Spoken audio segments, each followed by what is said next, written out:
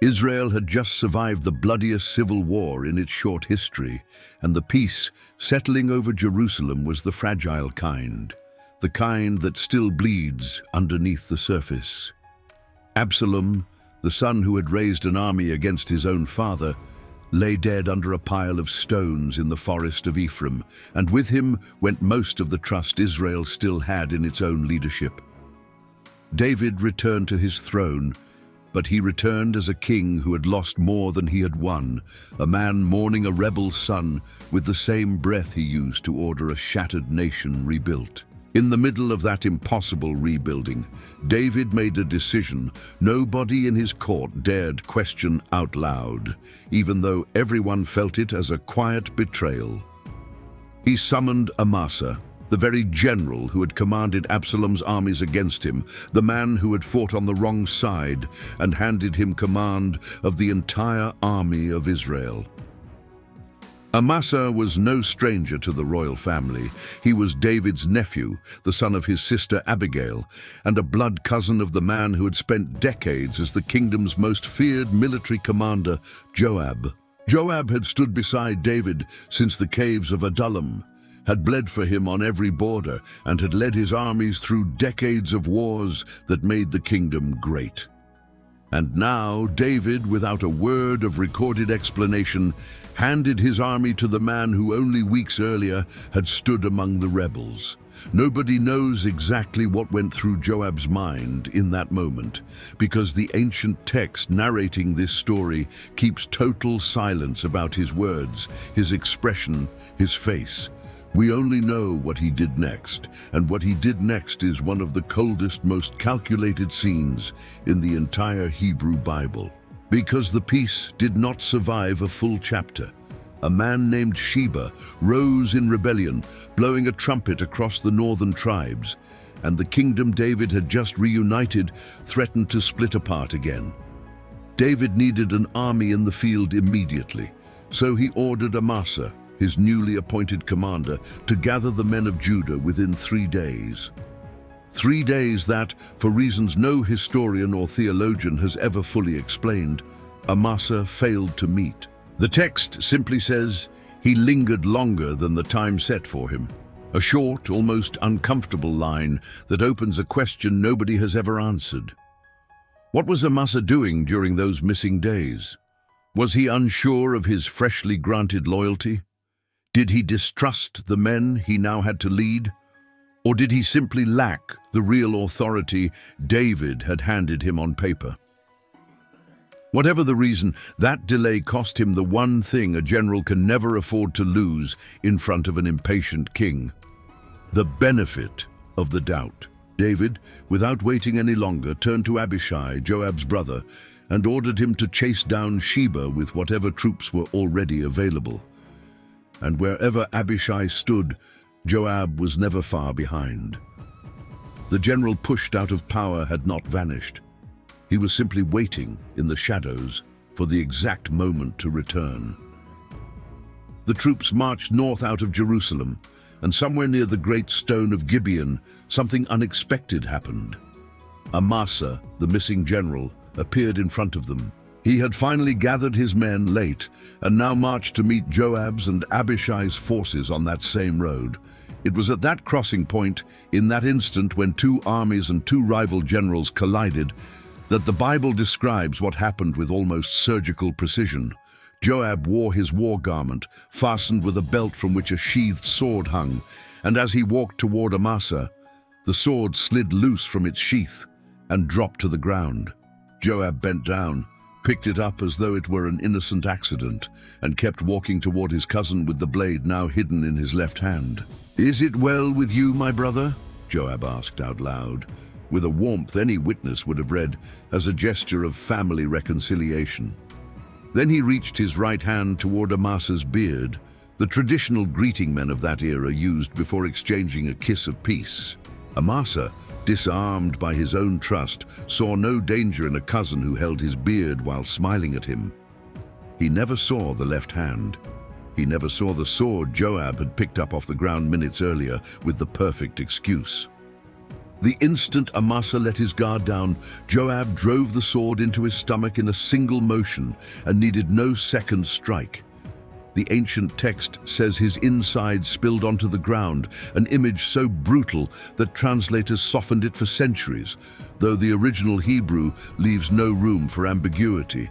Amasa fell in the middle of the road, and Joab, without pausing to check whether he was still breathing, kept walking alongside his brother Abishai as though nothing had happened.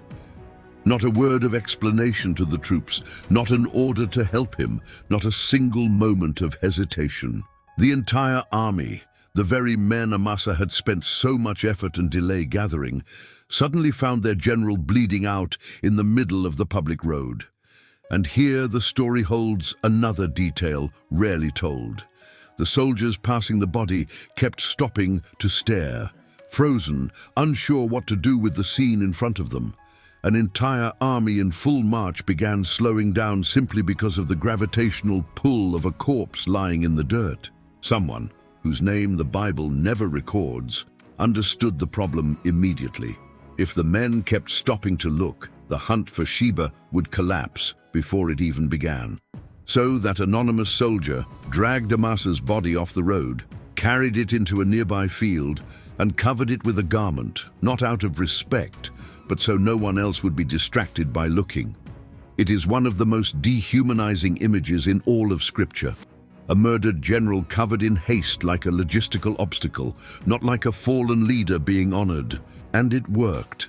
The moment the body vanished from sight, the men resumed marching, and the text adds something even more unsettling, that all of them passed on after Joab, not after King David, not after justice, after the man who had just murdered his own commander in cold blood, in broad daylight, in front of an entire army.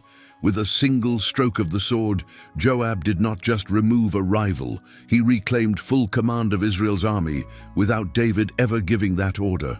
Why did the soldiers follow the killer instead of demanding answers? Fear, habit, a quiet certainty that Joab always came out on top, no matter which side the law was on? The Bible never explains it, and that silence may be the most unsettling part of the whole account. Joab's violence triggered no immediate scandal, no revolt, no trial. Joab resumed the hunt for Sheba with the same cold efficiency he had just used to kill his own cousin, and the military campaign carried on as though Amasa had never existed. Meanwhile, back in Jerusalem, David kept ruling a kingdom that had no idea what had just happened on the road to Gibeon. Did David learn of it right away? The text is not precise about the timing, and that gap has fed centuries of questions nobody has ever fully closed. What we do know is that David did not punish Joab in that moment. No dismissal, no trial, not even a recorded public rebuke. The man who had murdered a general appointed directly by the king kept commanding armies, running campaigns, sitting in the kingdom's highest councils as though nothing had happened. To understand this silence, it helps to remember Joab was no ordinary soldier. He carried secrets about David that no other man in the kingdom carried. It was Joab who arranged the cover-up of Uriah's death, the husband of Bathsheba, back when David wanted his own sin buried forever. It was Joab who knew every dark decision David had made in the shadows, every order the king would have preferred, erased from Israel's memory. Was that what protected Joab? The weight of what he knew more than the weight of what he did? It's a question no single verse answers directly, yet it hangs over every decision David made about his general for the rest of his reign. Because the pattern repeated itself. Joab had already killed another rival general, Abner, under similarly deceptive circumstances disguised as peace, and David had not punished him then either. Two rival generals, two murders disguised as reconciliation, and in both cases the same real inaction from the king. Both times, David limited himself to cursing the bloodshed out loud, mourning publicly, but never lifting a finger to make sure justice reached Joab while he was still alive.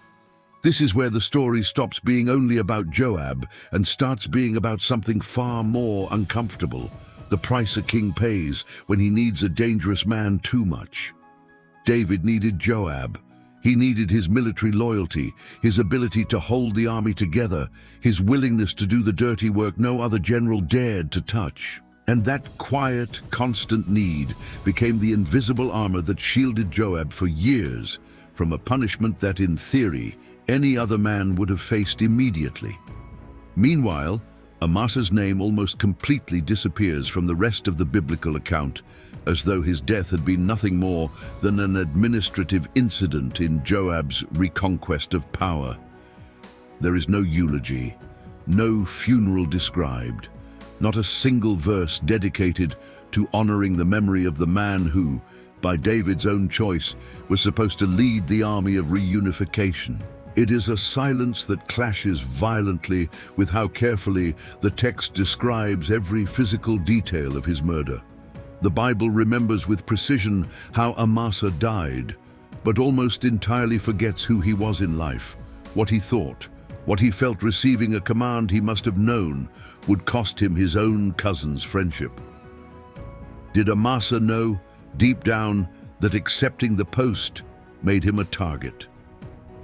Did he walk into the danger with open eyes, or did he blindly trust that shared blood would protect him? We will never know, because the text never enters his mind, only his body, and only the exact instant that body stopped being alive. Years later, when David was an old man lying down for the last time on his deathbed, something shifted in his attitude toward Joab, something he had been holding in silence for decades. He called his son Solomon, the one who would inherit the throne, and gave him instructions he had never spoken aloud while Joab still held the power to retaliate. He told him Joab had shed the blood of war in times of peace, naming explicitly the blood of Abner and the blood of Amasa, as though those two names had been waiting years to finally be spoken together. "Do not let his grey head go down to the grave in peace," David told his son, a line that reveals near the very end of a long life the exact weight David had carried in silence. Why wait until the deathbed? Why not act sooner, back when justice could still mean something more than a posthumous sentence? The most honest answer is also the most uncomfortable one. As long as David held real power, he needed Joab more than he needed justice for Amasa.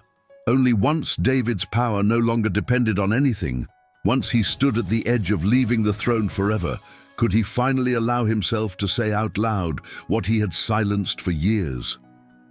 Solomon, freshly crowned, found himself facing the same decision his father had avoided for an entire lifetime.